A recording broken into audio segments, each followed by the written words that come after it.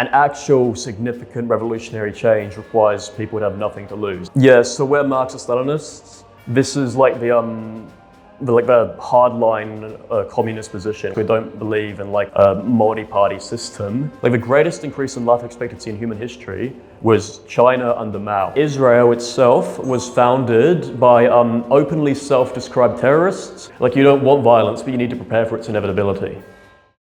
Hi there. So I just wanted to make a quick note before this interview starts that in this interview, you'll probably see a lot more scrutinization from me to the guest than I have in previous interviews. Now, there's a couple of reasons for this. Mostly, I think, because in between the previous episode of Current Affairs Club, number 3 with Angus Smith, and this one, I've actually done a bunch more interviews. So I did the video at the Pro-Palestine March, and I did the interviews at CAC, the Conservative Conference. And those two events were great opportunities to get a bunch of little interviews in. And what it meant was that I got a lot better at interviewing. And even though those interviews were pretty short, I did offer scrutinization in those. I did offer some pushback questions. And you'll see, even in the Pro-Palestine March video, throughout the day, throughout the protest, I've become more and more comfortable asking tougher questions of the guests. So that's why you'll see in the later interviews of that day, more pushback than in the earlier ones. So look, I'm not perfect. It's an ongoing process and I'm open to feedback and suggestions. But yeah, I'm pretty happy with the level of scrutinization I did in this interview. I'll try to do a similar level going forward. But I just wanted to give you this update. And I hope you enjoy this interview with Al from the Eureka Initiative. Okay, so Al, thank you for coming on Current Affairs Club. You're welcome. Yeah. So obviously in the last few episodes and the Current Affairs Club special episode that we did, we went to a conservative conference across the river and interviewed some centre or more right of centre people. So I really wanted to get people from the left of politics on the podcast to get some chlorine in the pool, to use a bit of an analogy. So I really appreciate you coming on. Thank you. Do you want to just give us an introduction about, what the Eureka Initiative is? You are a member of the Eureka Initiative. Yes, technically I'm one of the members of a central committee, but it's a bit informal given it is a fairly small organization. Most of your other guests have been pretty high profile, or at least somewhat famous. I'm not. I'm basically like a small-time political activist in terms of what I do politically. So I don't have I'm not like a young leader type, because I know you've interviewed people like that, and I'm not like a internet celebrity. But the Eureka Initiative is effectively just it's not a political party, it's too small to call it that. It's like a grouping dedicated to promoting causes of Australian republicanism, independence, and socialism. I've asked this question of a few people. What was the driving factor sort of in your childhood, or maybe if it wasn't in your childhood, in more recent years, that sort of drove you to get involved in politics and also to have those beliefs? Well, it was in my childhood, very early childhood. So some of my family comes, not much of it, but some of from my mother's side comes from the Soviet Union, right? So I had a lot of a Soviet quiche, like a Matryoshka doll of the leaders of the USSR, and little badges and pins and stuff. So this sort of just provided me the familiarity with the ideas, and then I just sort of when I've just always been naturally attracted to the left-wing side of politics. I haven't had any phase where I was a centrist or even apolitical. Yeah, and were there any, I know political influences are a big thing nowadays, especially after last year's US election. They played quite a big role. Are there any particular influences that you watched in your maybe teenage years or whatever, people that you drew inspiration from on social media? Yeah, well, I probably got into it properly when I was 12, because when I was 8 or something, I'd call myself a socialist, but I didn't really know what it meant. So I'd say sort of at first, starting from maybe when I was about 12, I just bounced between random left-wing YouTubers of different perspectives. Although I'm more solidified in my current orientation, I would say starting from 2020. And what in particular sort of solidified that in 2020, obviously, with COVID, Black Lives Matter, were any of those part of it? Or no, this was beforehand, the beginning of it. COVID and Black Lives Matter didn't really shape my political views all that much. I'd say 2020 was when I started moving just from like bouncing between random left-wing YouTubers and internet stuff into actually reading books and like reading into different perspectives and stuff. If I want to shout out a few authors and whatnot, I mean, you could do this generic thing where you just say Marx or Lenin or whatever, but I want to be a bit more specific from that. I'd say like these economists like Paul Cockshott and Michael Hudson, they're pretty good. Like they present like different forms of like a socialism applied to the 21st century in a more like direct material sense. Because a lot of left-wing theory is very like theoretical leaning, and it's mostly focused on cultural critique and stuff. And there's a place for that, but like these figures, for example, is just like some people that I've looked into, and like they like make good arguments for the validity of socialism in the 21st century, like hard economic arguments. You've obviously left high school now and you're at university. Has this sort of impacted what you decided to, have your political beliefs sort of had an impact on what you've decided to study at university? Yeah, so with university, I started a Bachelor of Arts majoring in International Relations and Economics in 2023, but I just sort of got like a bad impression of it. Like a lot of people didn't show up to tutorials, there wasn't any interesting discussions, it didn't feel very lively, and student politics, it feels like really deadish. There's a lot of like people with big egos and they have a bit of like a ChatGPT generic personality. Okay. Yeah. So I found uni unsatisfying. I'm going to go back to it next year and like finish my Bachelor of Arts, but I've deferred this year to just work full time and pursue like other qualifications. Like I just got the forklift certified a week ago and I'm doing a first aid course over this weekend. Nice. And coming back to the Eureka Initiative as an organisation, what's the sort of structure of it? I know there's a Victorian branch and there's a Southern Queensland branch. What was the sort of origin point for whoever started that organisation, and how is it like structured nowadays? Yeah, I mean, in terms of the structure, it's just you get the central committee, which is 5 people or so, and then you get the local branches. It's fairly informal, so we just would have like a Signal group chat, which is like an encrypted messaging software, and then you just have like the branch president for the state or city, and then you just have like the others in the group. So there's no like official legal organization. We started as basically just like a collection of like-minded people online who eventually decided to sort of like take these ideas into the real world rather than just like arguing on like Discord servers for years. And how many people are in the organization? Well, it's sort of hard to estimate given we do have people in like say New South Wales who aren't as organized. And we have a lot of like people who are sort of on the fringes, but I would say in terms of self-described members, maybe 30 or so. Okay. We did really only get started in like July, so. Oh wow! Okay. Yeah. Okay. Yeah, I was under the impression this was active for a few years. No, it's technically I came up with the idea in very late 2024, but we didn't do anything until like halfway through the year.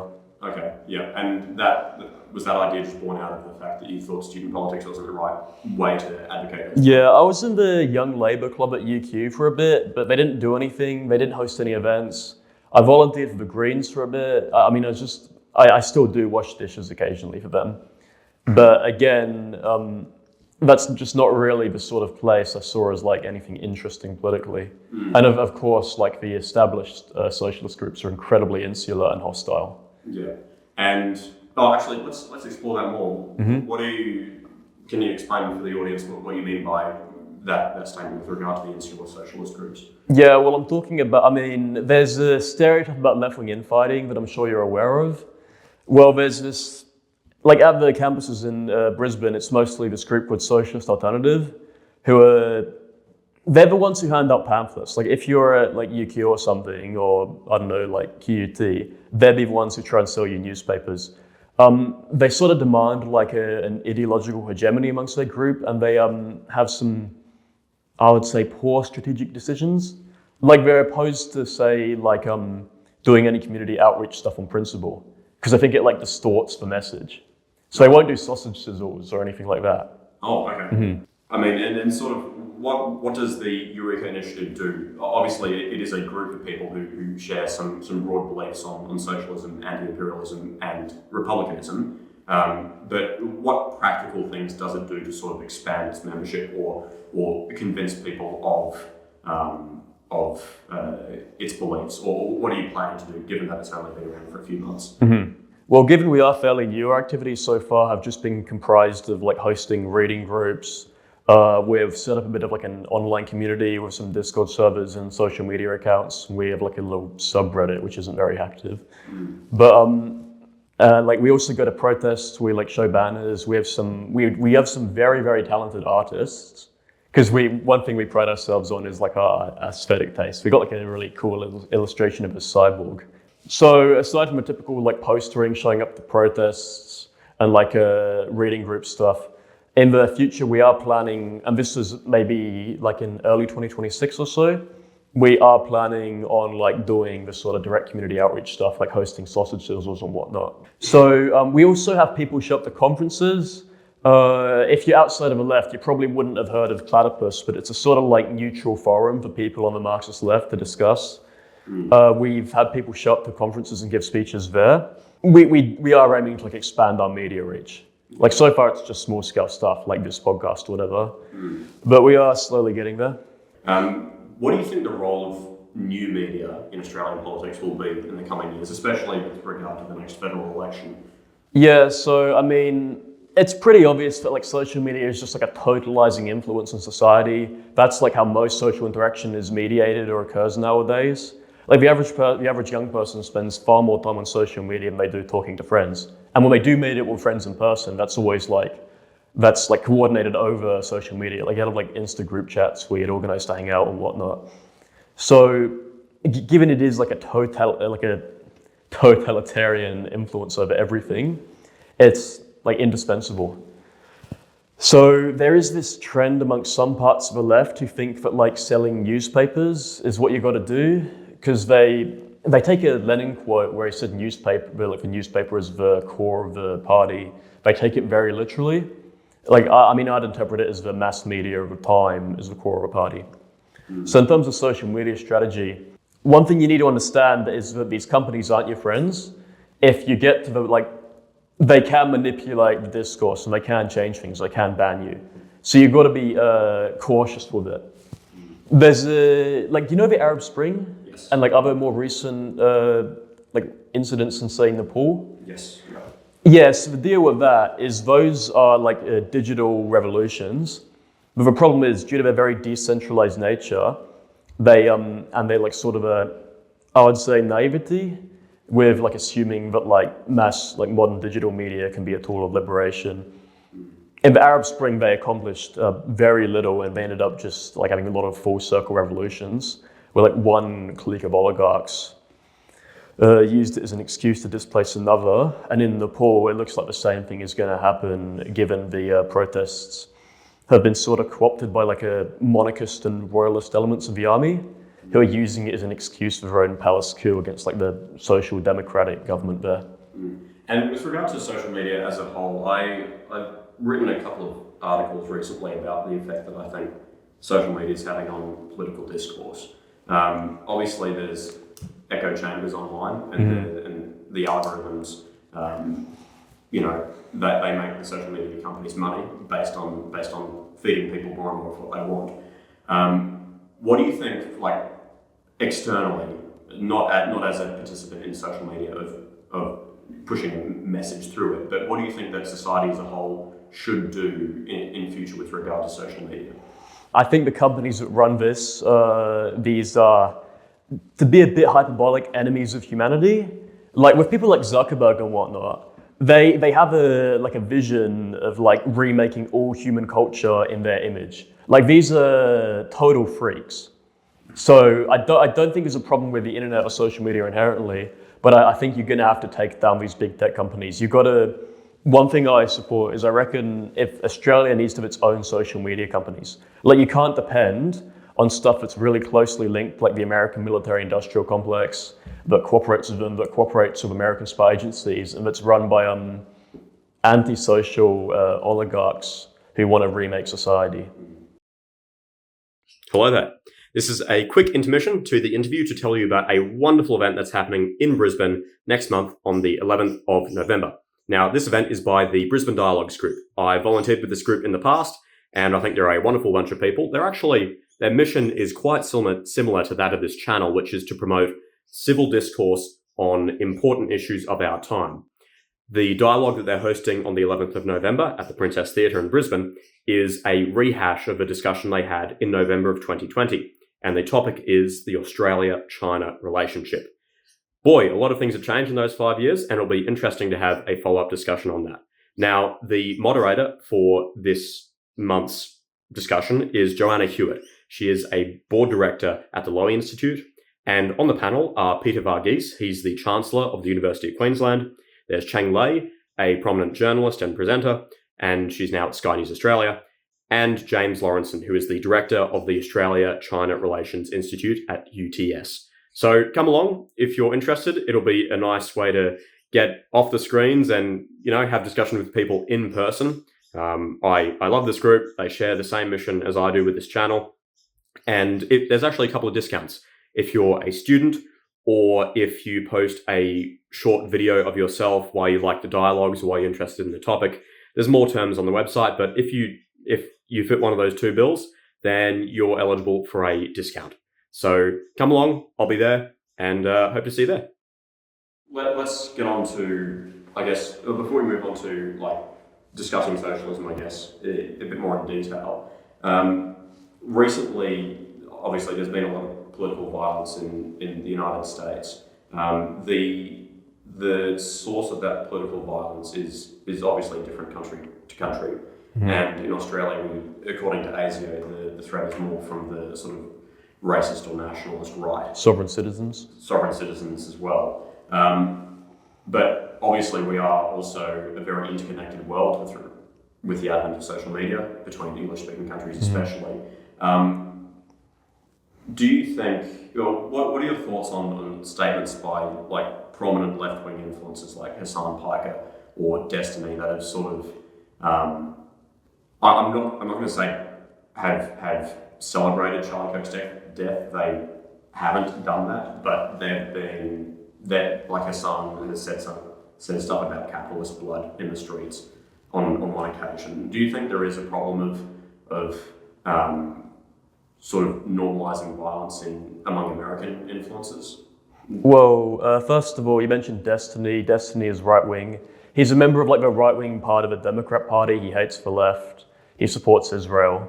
And he's known for being a bit of a freak who just he celebrated people drowning in Texas, kids drowning in Texas for sort of no reason because it's a Republican state. But Destiny is sort of just a right-wing Democrat. Okay. As for Hassan, that's not really the sort of the left is a very all bark, no bite in general.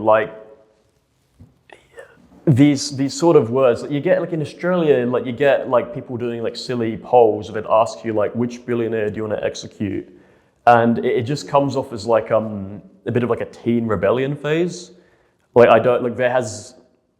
has for the past century or so, there hasn't been a single incidence of left-wing murders in Australia. As for the Charlie Kirk thing, there's a bit of weaponizing it to further manufacture political violence. For example, you get right-wingers who'll be saying we need vengeance and stuff, and this is going to lead to a cycle of retaliation.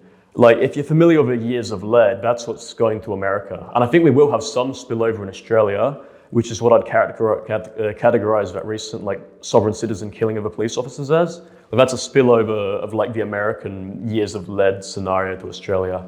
Was that before the Charlie Kirk killing? Or? Yeah, that was before. That's big because he's a fugitive. They haven't caught him. Yes, true. Mm-hmm. He's still on the run. But, yes, they think that he's being harbored by his ideological allies. The thing is, you get people condemning political violence and all that, but it's a bit inauthentic and cynical the way everyone's going about this. If you think about it, there's so much political violence everywhere in the world. People just get killed in the millions over for every cause, and I think there are actors that are trying to blow this Charlie Kirk thing into incentivizing political violence of their own.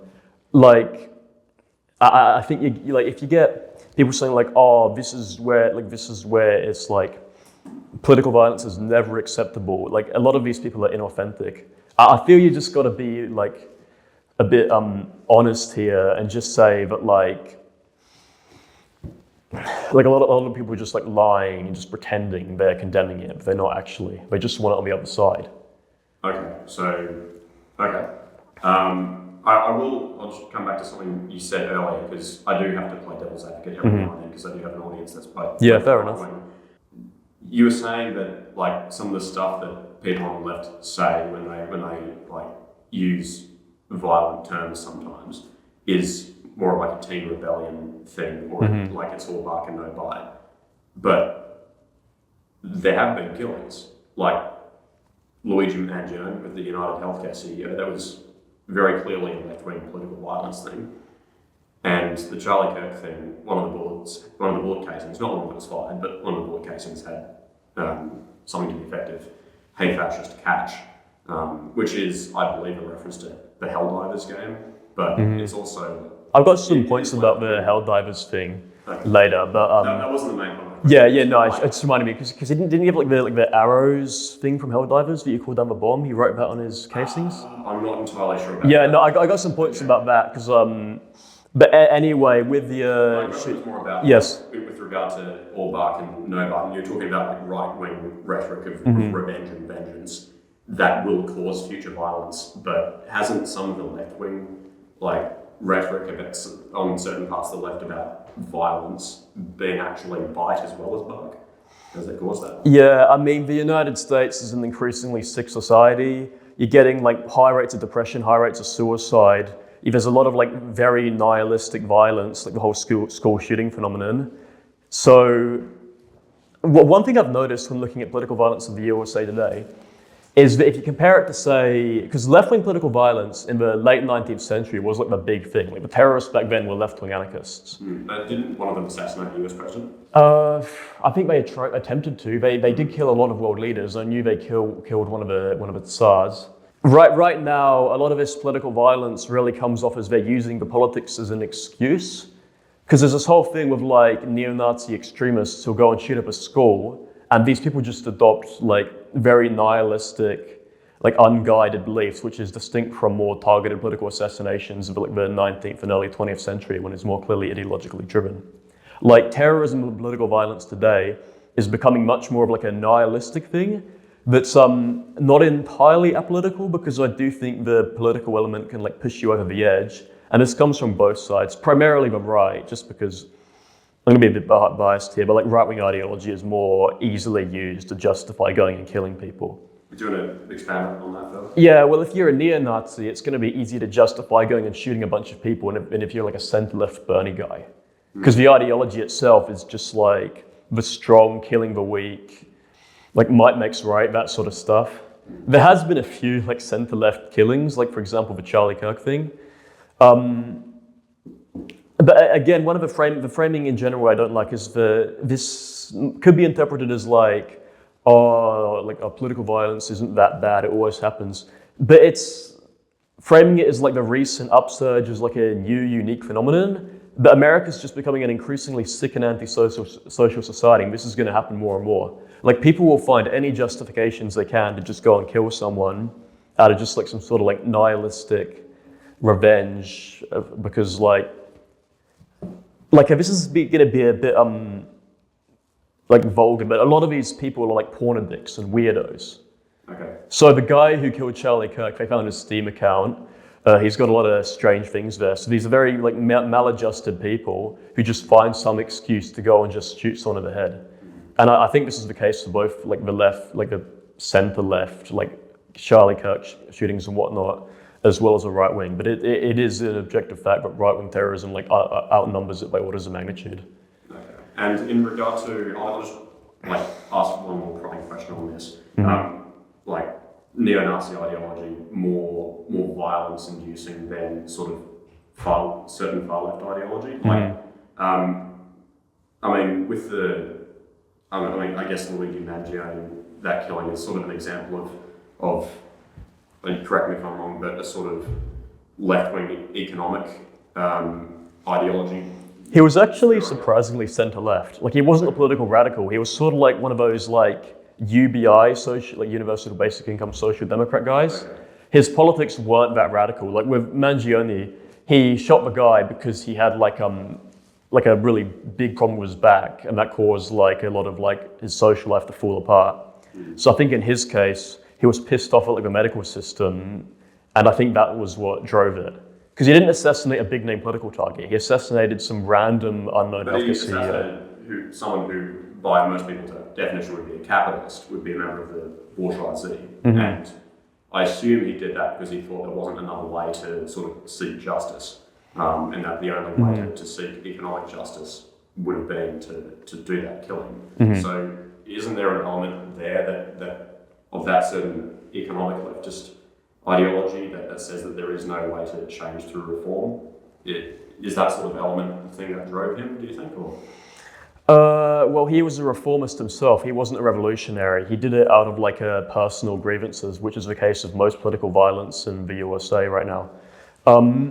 Like his own political beliefs, he wasn't a revolutionary communist or anything. He was, as I said, like a UBI social democrat. And I think, okay, I'd be a bit of a hypocrite if I started talking about like, oh, it can all come peacefully, because I'm not a reformist myself. But in that I do not mean, and I want to clarify this really importantly, I do not believe we should be going out in Australia to do stupid adventurous shit and like blowing up police officers. But I think eventually contradictions are going to mount, and you will have like a much greater like breakdown of the social fabric. Okay. This will probably start in America, but it will spill over to Australia eventually. Well, let's. I was going to cover this later, but let's put to this now. What's the sort of action plan for the Eureka Initiative? And I guess if I don't know if you want to speak for the broader socialist movement in Australia, but what is the sort of action plan for getting political power and implementing the policies that socialists like? Is it through internal change within the Labor Party and the Greens, or is it through maybe one of the socialist parties that already exist, or is it a new one? What's the sort of...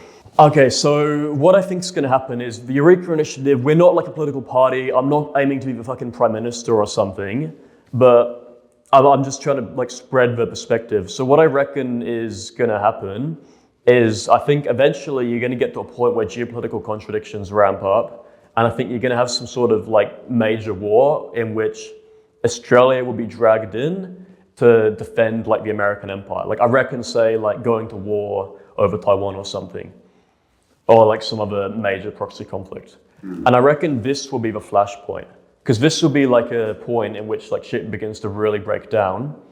So I reckon the goal is you got to like build up until then, like get support with sort of like independent, like Republican socialist line. And by Republican here, I mean like no monarchy, not the US Republican Party.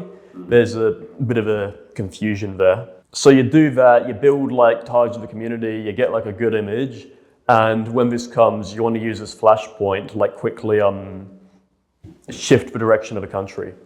So what form this will take is unknown, but like you would have to just build up peacefully until like you get to this flashpoint in which like Australia will be dragged into a world war. Because at that point, like you get like a state of exception, like the political norms of liberal democracy will fall apart.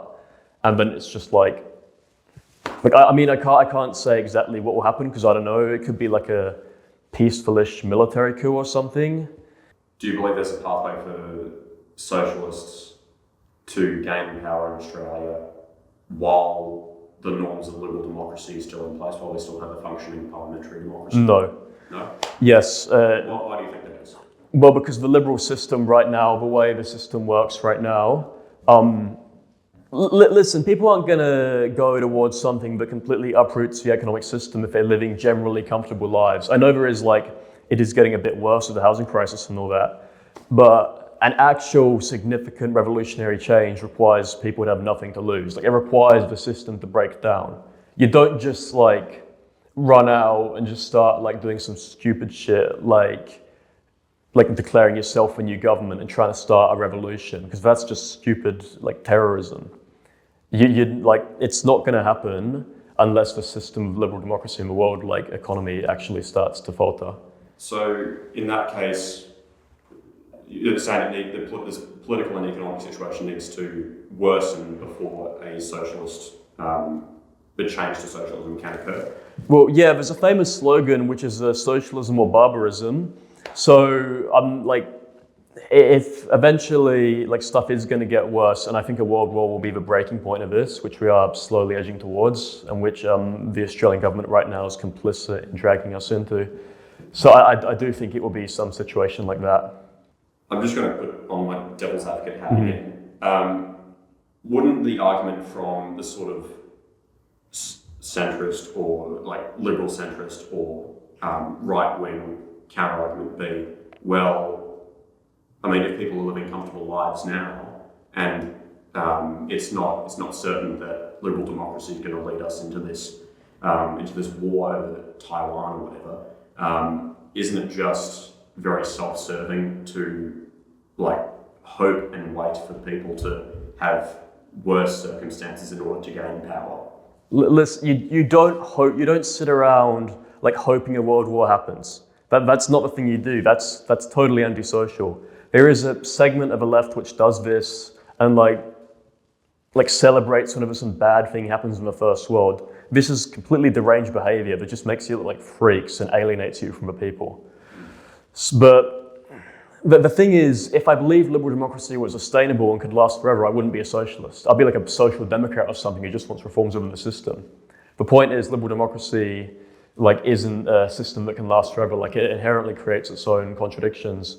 In the USA right now, you're seeing a very powerful oligarch class in the tech companies' finance capital that is undermining their own foundations of liberal democracy. They're getting to the point where they are having masked goons disappearing people with ICE and all that. And in the UK, because I know there is some points where political science people make, or they say that this is because of the American political system. But in the UK, which shares the same Westminster system of government we do, they're also facing a similar crisis. Australia isn't right now. Australia is doing all right. But you are getting this sort of general faltering of liberal democracies and a slow backslide into fascism. And I don't think Trump is going to be a fascist outright, and I don't think Nigel Farage in the UK will implement fascism or whatever. But you are sort of seeing the capitalists starting to decide that human rights and democracy and shit are just not important to them. And in terms of oligarchy and working within the liberal democratic system or the Westminster system, isn't a counter-argument from sort of the more social democratic left, well, we can just do what Teddy Roosevelt did with the trust busting or something of that nature. Bernie already had plenty of support within the Democratic Party, and the support for the establishment Democrats has decreased a lot. So you're seeing people like AOC being touted as the next potential Democratic Party nominee in the US, for example.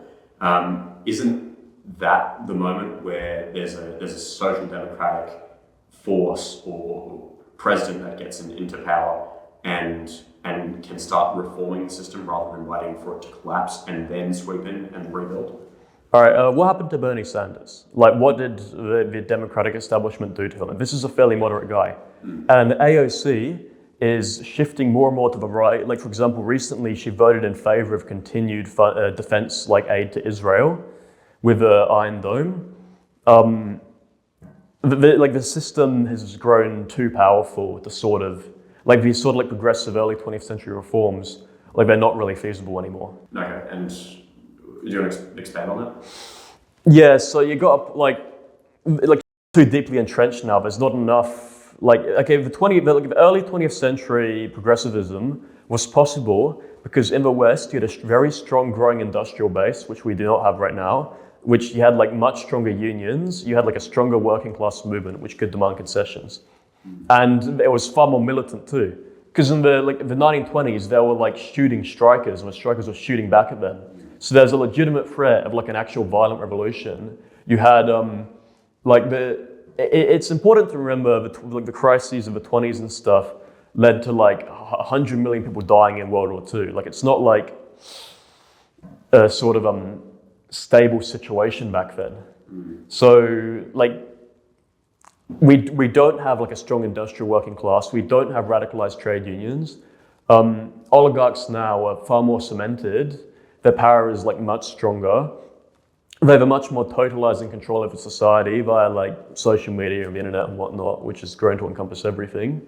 Like I just don't see like a sort of major reform being possible. Like in Australia, we already have like the Democratic Socialist Reformist government, because that's what the Labor Party originated as. And it's important to remember the Labor Party got Australia involved in the First World War. So Billy Hughes, who was the Labor PM at the time, who actually founded the National Party, which like is from the LNP today, over a dispute over conscription with like anti-conscription Labor people. So the like reformist Labor Party ended up, because they were even, and this was even back in the early 20th century, when they were like all like when unions were much stronger, the working class was more militant, you had like a proper industrial foundation. Even back then, the Labor Party got us involved in World War I and sent like 100,000 Australian young men to die for nothing. So eventually, because this was a big thing in the like World War I, like a lot of socialists split over this point, which was involvement in World War I. So the Social Democrats all ended up siding with World War I and sending millions of people to die. Like there wasn't social democrat, like there's any social democratic government that actually withdrew.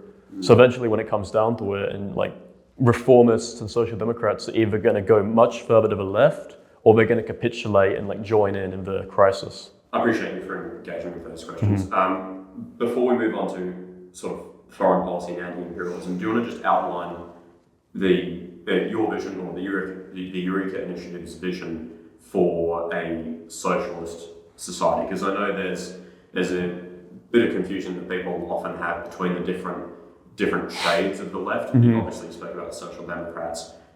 People will obviously know the term communist.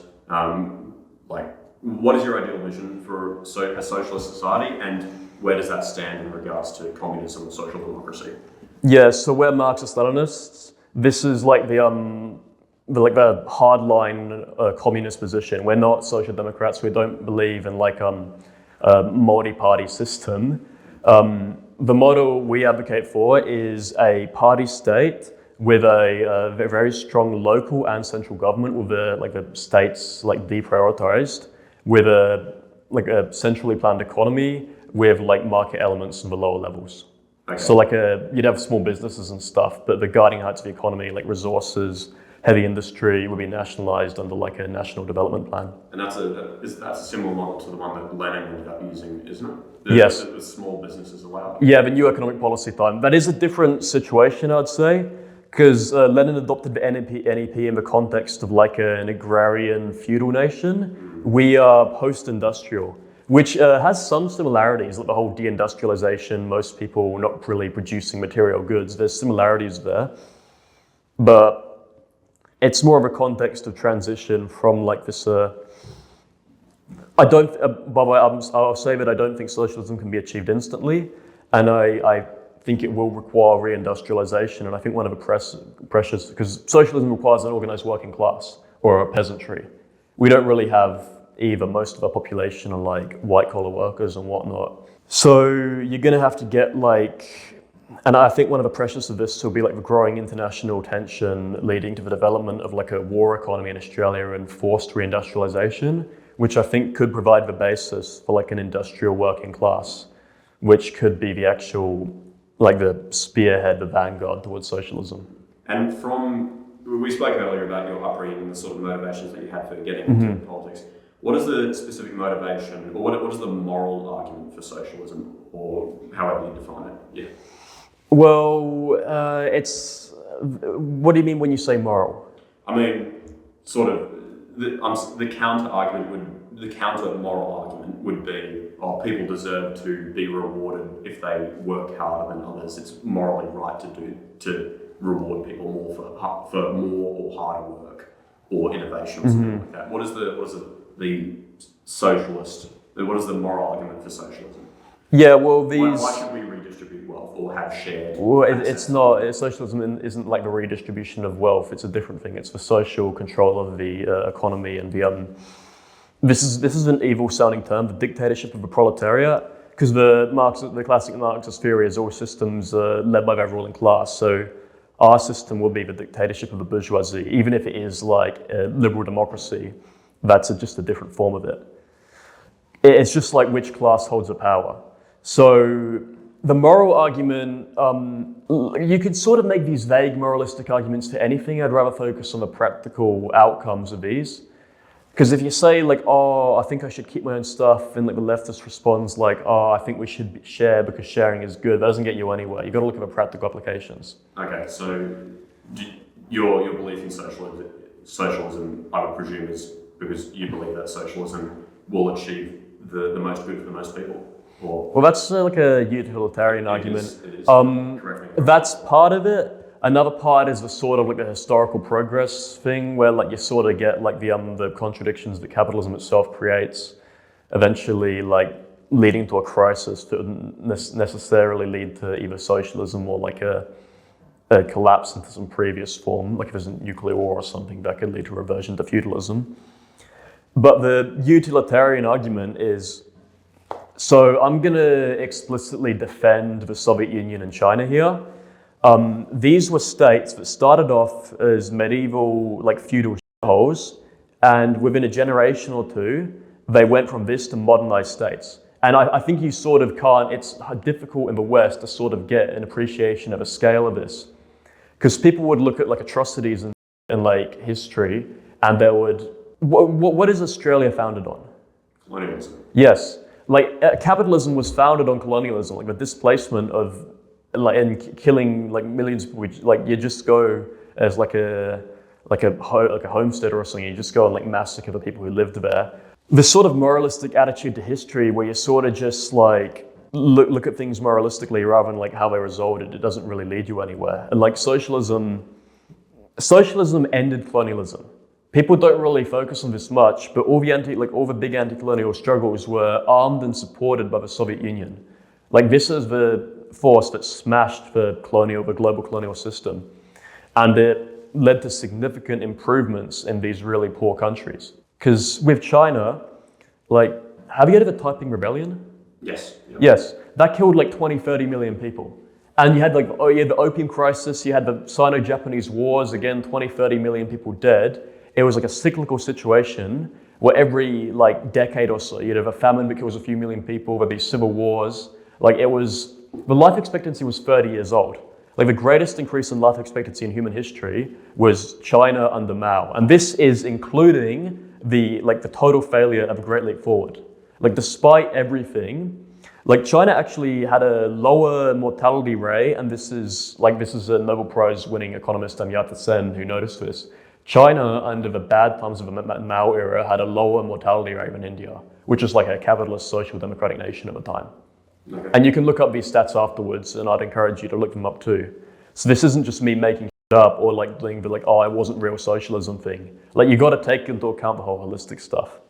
And Deng Xiaoping, who was the successor, I mean, there was Hua Guofeng in between him, but he only was like a caretaker leader who ruled for a year. Deng Xiaoping said that Mao was 70% good, 30% bad, which is the statement I would also agree with when a judge, like looking at these historical examples. And the scales of the good and bad are so huge on either side that it's just difficult for someone in the West, like living in a liberal democracy where you've already done the colonialism and you've done the genocides and shit, and like the brutal industrialization that's already happened. It's just hard for someone in the West to contextualize that. Let's move on to anti-imperialism. So what, do you want to just outline your sort of, I guess this sort of connects with foreign policy quite a bit, there's a bit of overlap with foreign policy. What should Australia's role in the world be? I think we should chart our own independent course. Like we need to separate from AUKUS, we need to end the Five Eyes Agreement, because this is just America coercing Australia into joining its own like imperialist wars and its own ventures. And Australia itself is a participant in this, but eventually imperialism comes back to bite the populations of the people perpetuating it. Like in Germany in World War II, like that ended up in the Germans getting bombed and like invaded and like, the country devastated, and in Japan it ended up in them being nuked.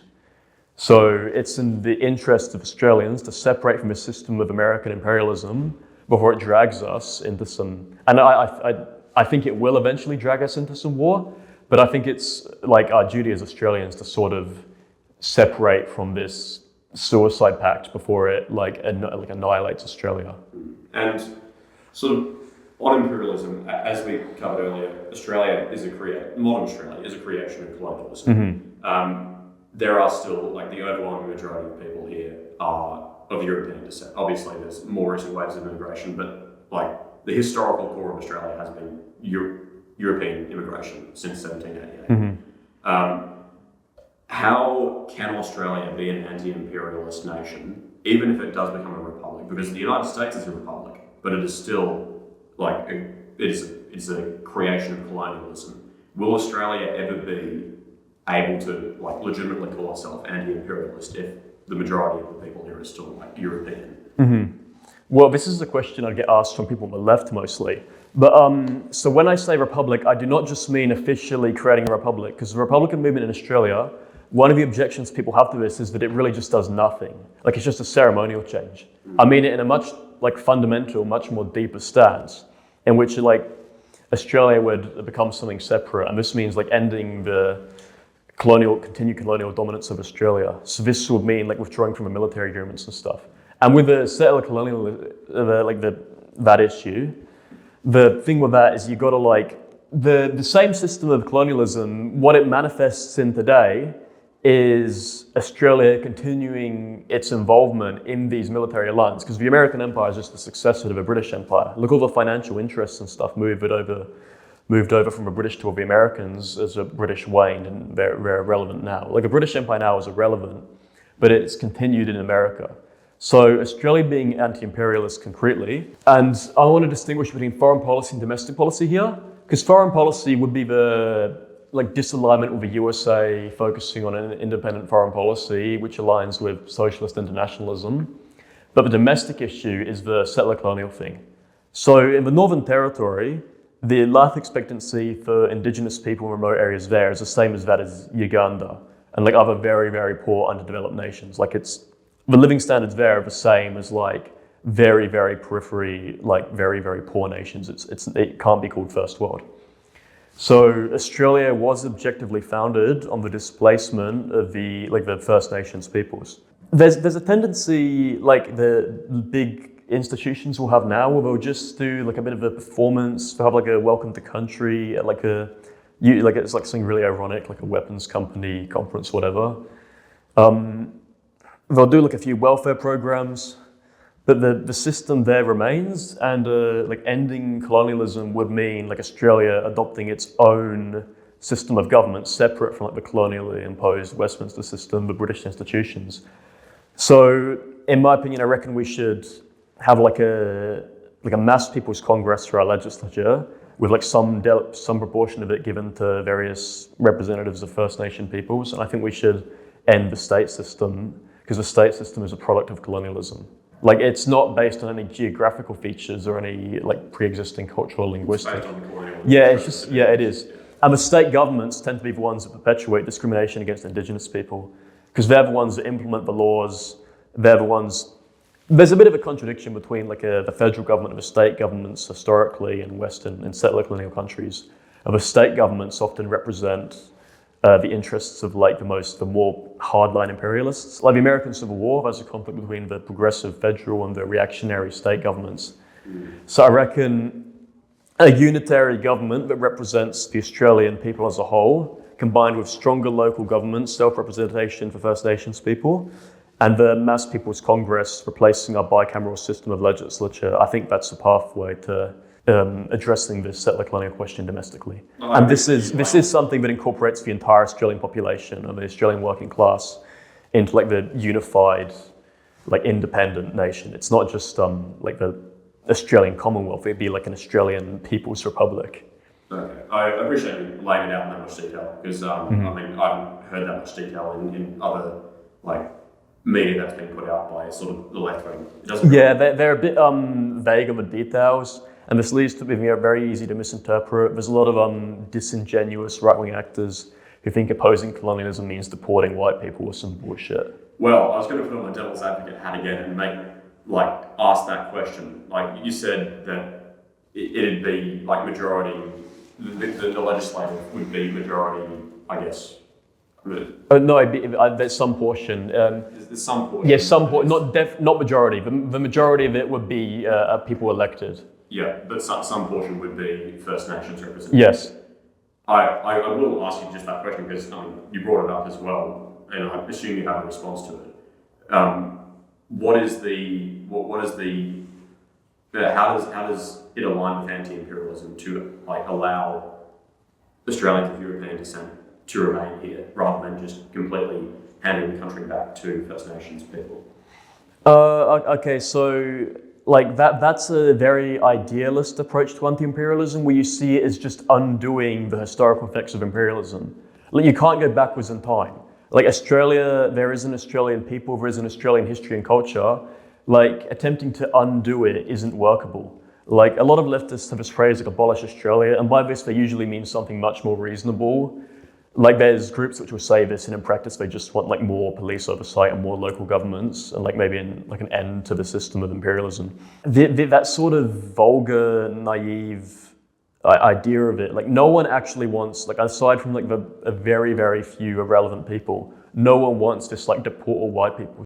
That's not something that exists in any meaningful extent. That's not a representation of any actual anti-imperialism or anti-colonialism. That's seeing anti-imperialism as just going back in time and not building something new. Okay. So an Australian independent republic would have to incorporate the entire Australian people and represent the Australian nation as a whole, and the minorities and groups within this, and especially the First Nations people. It wouldn't just be it wouldn't be some stupid ethno-state where Indigenous people get 10 votes. No one wants that. This sort of idea of this is what anti-colonialism means is an inauthentic this is an inauthentic representation of it by right-wingers. There's this group in the 70s called the Australian Black Panther Party, who were Indigenous Australian Maoists, and there's not much you can actually find of their writings because it's a bit more obscure than, say, the American Black Panther Party, who are, again, people I'd recommend looking into and people I admire historically. But they had a similar, they made the same points. It's about moving forward. It's not about, anti-imperialism means moving forward. It doesn't mean, undoing the effects. It doesn't mean, going back to pre-modern times. So it's a sort of political institutional change rather than a demographic change? Yes, it's not a demographic change. I mean, obviously you would have, a more representation for Indigenous, First Nations people. You would have more local self-government. You would have you'd the state systems, which are institutions within, and you'd also have a big focus on actual development of these remote communities, providing jobs, that sort of thing, self-directed, and you'd give the governments, local governments there, more power to actually develop and industrialize. Let's move over to the issue of Gaza. I know that I went to the Palestine thing a few weeks ago, as you know, and there are a lot of socialist individuals there, as well as some sort of more socially democrat people. What is the Eureka Initiative's position on Gaza? We fully support the Palestinians' right to national liberation. It's Israel is just testing Americans' weapons. It's just using the most barbaric and open means of imperialism. They've killed a decent portion of the population. If you were in Gaza, you would definitely have multiple dead family members and friends. This is recognized as a genocide internationally. And even their allies, even Donald Trump, who was a total Zionist sellout, even he says Netanyahu is lying about the casualties and the death toll. So what is the current death toll in Gaza, estimates? Okay, so this is hard to clarify because the actual it's hard to count the deaths. One number you hear in the news a lot is, I think it's 60 to 70,000 now, which is an undercount because that counts people directly killed by bullets and bombs, and only those who are confirmed dead. There is substantially more people missing in rubble. There is people who have died of illnesses. There are more vague edge cases where you could have, for example, an old person who would have survived if had proper medical care die of what could be considered natural causes, but could also consider that to be a death toll of the war itself. The actual excess mortality is estimated to be in the hundreds of thousands. Okay. Which is about maybe 20% of the population. And obviously, as I'm sure you would do, we encourage everyone to look at a bunch of different sources to understand what the death counts are, because that's, as you said, it's a very, depending on which side of the political spectrum you fall on, it's like black and white one way or the other. But yeah. Let's talk about anti-imperialism with regard to Palestine.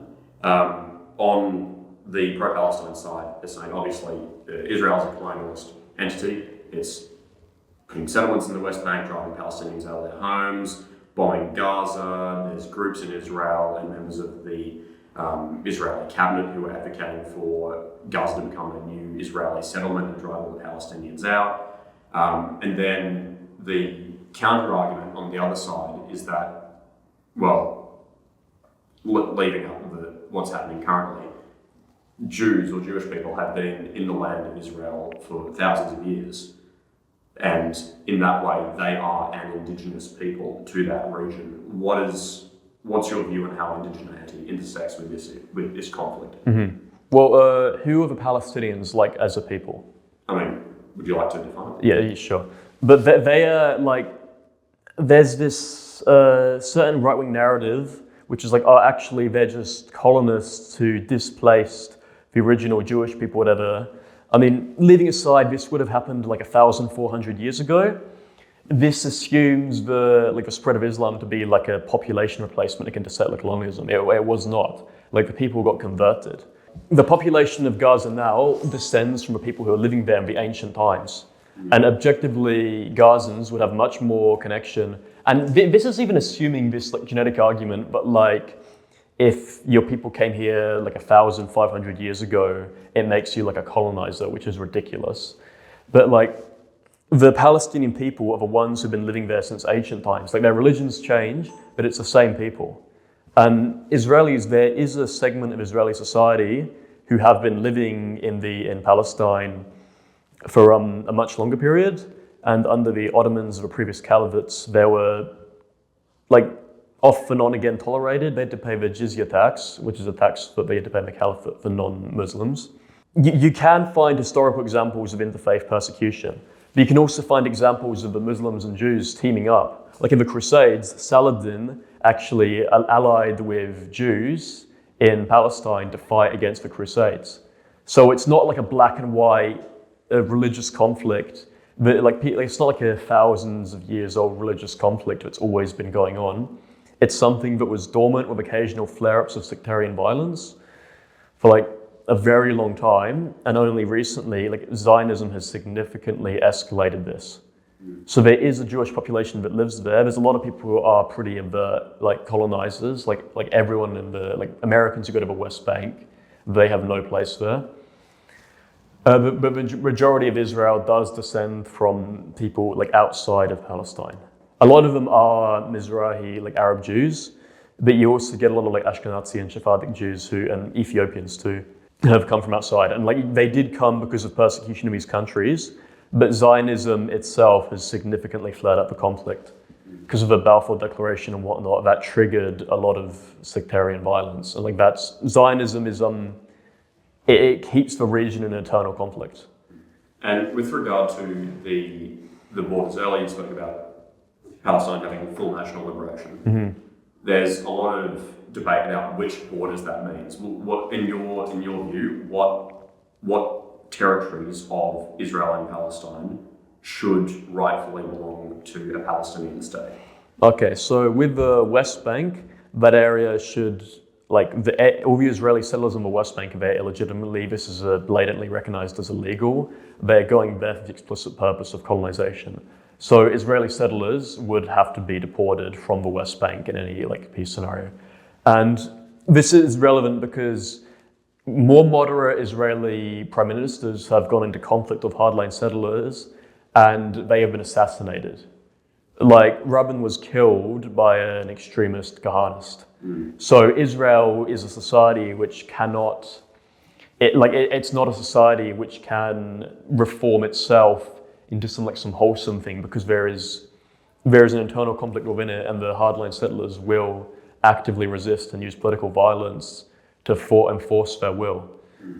I mean, I don't think Israel should have existed in the first place, and I am my stance is a secular one-state Palestine. Okay, so that's all, apart from the Golan Heights, that's all of the territory that Israel currently controls / occupies? Yes. Okay. Let's talk about Hamas briefly before moving on to Republicanism. Do you want to say anything with regard to Hamas or clarify? Yeah, this is the most controversial part in it. I'll say that Israel itself was founded by openly self-described terrorists. Like the Lehi paramilitary group described themselves as terrorists and in fact attempted to ally with the Nazis, like out of like a sort of idea of like they would get the Nazis to deport Jews to Palestine as like a compromise. This was obviously backtracked when it was revealed that the Nazis actually wanted all the Jews. You had like Ergun and Haganah. These people committed terrorist attacks. They bombed buses. They bombed hotels. They committed massacres. These sort of wars are not pretty. Listen, if you're like a Palestinian and your parents have been killed, you're like 17 years, 18, 19 years old, you have no prospects, you got no job, you're raised in a society which is under a constant state of siege, it makes sense why people would join like a radical nationalist movement. And it's important to say with Hamas, they're not ISIS. ISIS actually, there's this group called, I think, the Popular Forces of Palestine, which is a jihadist ISIS-aligned group that Israel contracts as mercenaries. They're the ones who've been shooting up a lot of the aid sites. Hamas is primarily a nationalist organization, and their tactics aren't all that distinct from other nationalist revolutions in the past. So also it's important to say that Israel actually emboldened Hamas to oppose the PLO. Like they supported, because to try and divide Gaza and the West Bank. Like people say this is like, oh, Hamas is just evil for no reason. But if you look at it contextually, it's morally, like on a moral scale, they are not worse than the actual militias that founded Israel. And this is like nationalist struggles are incredibly violent. It's not like again, it's like the whole thing of like, it's hard to contextualize in the West because we've already killed the people we need to kill to have like it's. I'll put my devil's advocate hat on again, mate. Two things I'd like to say to you, just to get your pushback on them. Firstly, just because there's comparably bad things that have been done by Zionist groups and terrorist groups, which like Irgun and other groups were terrorist groups, but just because there are comparable things on the other side, does that make it acceptable to sympathise with Hamas? I don't want to put words in your mouth, but it seems like there is some level of like sympathy with that cause or with the group, and is it not sort of immoral to say it's okay just because pro-Israel terrorist groups have done that as well? Well, I mean, the average Hamas member is like a desperate 20-something-year-old young man who's like would have had like family members killed. Like it's not like you can have personal sympathy with individuals. The thing is with this sort of moralistic judgment is if you do this attitude, you can't have any opinions because everyone's done horrible. Like no one's free of this. So, and it's especially hypocritical coming from liberal democracies in the first world, which are again founded on colonialism, to moralize. Like history is a very, very violent, disgusting thing. There is no one free. The most noble ideas were often founded in bloodshed. Like the American Revolution, which championed like at the time progressive causes of liberalism and was like a very good thing for American colonists, that came at the expense of the Native Americans. And like the birth of liberalism in the UK, which moved the UK from like peasants and serfdom to like an actual modern economy, was at the expense. Like if you have this sort of moralistic standpoint, then you can't take stances. So if you just have to look at things like in a pretty objective manner and you just got to like accept that you can't take yourself out of a muck when you're taking stances. What do you say to the argument which says, well, yes, there's a lot of bloodshed in history, and yes, it's naive to say that changes like the American Revolution or whatever have happened without bloodshed. Of course, there's a lot of bloodshed there. And civilians were often caught up in that, innocent civilians. But understanding that is the reality of history does not mean that we cannot strive for something better. Like if the whole reason for the progressive movements of the 60s and whatever was because, yes, they realised that minority groups had been oppressed in the past, but separately from that, they also said, well, we want to strive for something better. Is there not a distinction between like viewing reality and also striving for something better? I think it's unreal. I mean, it's like you obviously want good things to happen. You don't want people to be killed. You don't want like mass death and whatnot. But again, with Hamas, you're dealing with desperate people. Like you're dealing with like really horrible situations, and at some point, like people will just like snap and horrible shit will happen. Like the most progressive causes like have committed horrible things, and this is just what it is. Like if you want to move forward to a better future, you need to just do what you can of a moment. You need to like take the sides which would eventually lead to some better tomorrow. You can't just put your head back and say, because like everyone's evil, I'm just going to sit around and be a hippie. Because if you do that, then you've just disengaged yourself and you've prevented yourself from actually making the changes in the world and taking the stances which could eventually lead to a better tomorrow. In the same way that Israeli bombs killing Gazans is horrible, is it not also fair to say that like the civilians that were killed on October 7th? That's today. That is today. It's 2-year anniversary. 2 years ago. Exactly 2 years ago. Like the babies that were put in ovens and burnt alive, or the Thai foreign worker that was beheaded with a garden tool, or like just innocent people who were not, and a lot of people in that region were actually socially progressive in those settlements that happened to be more progressive leaning, and people at the dance festival and all of that. Is there not like reason to condemn that and sort of say that Hamas is beyond the pale? Like to say that yes, while I am pro-Palestine, Hamas is beyond the pale and there needs to be a better way of doing it, or there needs to be, or at least Hamas should target Israeli military sites rather than also like targeting civilians in the way that it did 2 years ago. If you evaluate these on a proportional scale, Israel has killed hundreds of times more than the civilian death toll on October 7th. So if you were to like let's say you're writing like an essay which addressed it proportionally, you devote like 100 sentences to what Israel has done, like 1 to what Hamas did in Israel. Like it's proportionally orders of magnitude worse. And to sort of make this, listen, in World War II, right? Like the Allies committed atrocities against the Axis powers. Like America dropped an atomic bomb. Like America melted thousands of children in Hiroshima, and like Dresden was bombed. There was like atrocities against civilian populations. It's like one side was unambiguously like far more guilty of a death toll. So you can make it like you can say that war is brutal, horrible things will happen, but like with the Israelis who suffered on October 7th, like for every Israeli civilian who died, there is like 100 Palestinians who have died over days suffocating under rubble. Whereas like children who have been like buried alive with like horrible injuries who have just been like sitting there for 3 days waiting to die. And that's happened hundreds of times for every single Israeli civilian that died. And it's like the World War II analogy.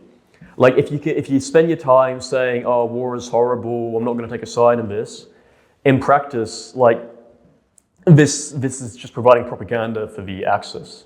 Okay. And I think in this case, spending time nowadays condemning Hamas provides propaganda and justification what Israel is doing. Because if you say, like, I condemn Hamas, what does that do? Does that bring anyone back to life? Does that make the situation less violent? Like, if at the moment all pressure needs to be put on Israel, and like you can spend time saying you do not support killing civilians, but like at the moment, this is just a rhetorical tool. And objectively, one side has killed a lot more people, and there's the attention placed on this is as if it's equal, or maybe the Palestinians have it worse, but not that much worse. I appreciate you responding to this. Before we move on to Republicanism, which is the final sort of branch of the trifecta of your movement's values, I will ask, is it your view, and I'm not saying whether you advocate for this or not, but do you believe that violence is necessary to achieve socialism or desirable political aims? It's something you don't want, but it's something you should prepare for the inevitability of. And I'm not saying you should be an idiot and stock up on guns in Australia. That'll do you nothing. That'll get you arrested and make you look like a freak. But I think eventually it will come down to some World War situation. What's the Teddy Roosevelt quote? Speak softly, but carry a big stick. You don't want violence, but you need to prepare for its inevitability. And this is just what's recognized as true. This is why states will claim they have militaries. You don't have a military if you don't expect violence. Ultimately, all political power does come out of a barrel of a gun. When it comes down to it, physical force is the deciding factor. And I think this is a question for the future. It is not a question for now. And I do not support any attempts to do stupid left-wing violence, that throwing bricks at someone's windows. But it's again, I'll just say the Teddy Roosevelt quote.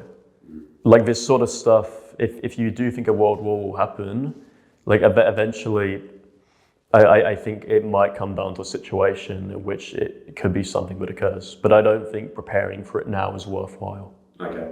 The quick question is, this is not meant to be a very deep dive thing, but it's interesting to see the sort of divide between some people on the left who are pro-gun rights and sort of for that purpose to defend against a situation like that, and people who are anti-gun rights. Where does your sort of shade of socialism land on that? Or is there a bit of diversity of opinion? Well, this is more of an American issue because in Australia we don't really have a gun culture. There's a bit of it, but nowhere near as much as developed. But I'll say that if you're on the anti-gun left side, that is a bit stupid. Because you're saying that if you say the government's going to turn fascist, they're going to start putting people in camps, but at the same time I trust them to take care of everything, I trust them not to abuse their powers. There's a bit of naivety in the anti-gun left side, especially the same ones who make these apocalyptic predictions about Trump starting to genocide people or whatever. I mean, it's important to make sure this is combined with a strong recognition that violence is not a good thing, it is not something to be celebrated. It's just a recognition that political power is based on physical force in some situations. If you end up celebrating it and making jokes about killing people and whatnot, you probably will eventually lead to a few crackheads taking this up and going and shooting someone, the Charlie Kirk thing. So I think you should, I think you should just again, with violence, I'm just going to reiterate my stance, is don't hope for it, but prepare for the worst. Okay. Let's move to Republicanism, and I appreciate you giving us so much time. This has been, let's talk about Republicanism.